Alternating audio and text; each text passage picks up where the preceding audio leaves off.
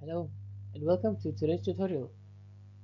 In this session, we learn how to check whether a given value is a string in JavaScript. Strings are one of the most common data types used for handling text, user input, and data storage.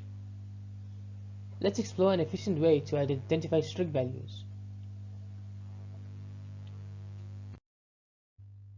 Strings in JavaScript are identified using the type-of operator.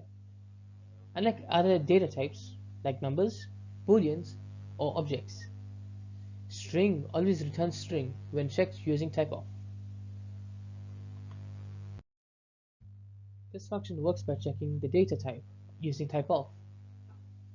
If the value is a string primitive, it returns true. Otherwise, it returns false.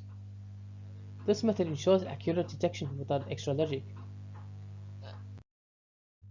This approach correctly identifies strings while filtering out arrays, numbers, and boolean values. It prevents errors when processing user input, text-based data, or API responses.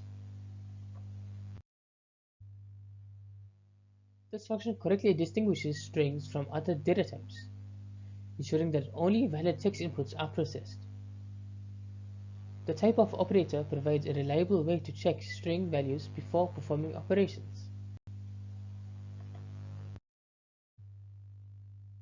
This function is widely used in form validation, API processing, and database operations to ensure that values meet expected data formats. By verifying strings before processing, we prevent bugs and improve data integrity. This wraps up our lesson. We've learned how to check if a given value is a string, ensuring data consistency and preventing type errors. This method is useful in validating user input, processing API data, and working with structured data. Try using it in your projects. Thank you for watching. If you enjoyed this video, please make sure to like and subscribe for more JavaScript tutorials. I'll see you in the next one.